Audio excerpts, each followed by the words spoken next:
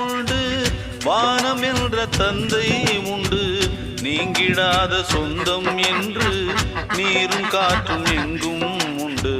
பூவாளம் பாடும் காலை வந்து வரவேற்கும், தாயின்றி நின்ற பிள்ளை தன்னை என்றும் காக்கும்.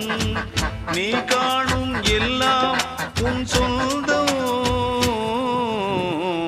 ஆலோலம் பாடி அசைந்தாடும் காற்றே அதை கேட்டு தூங்கும் ஆவாரம் பூவே. தனியானால் என்ன துணை இங்கே, நான் பாடும் பாட்டு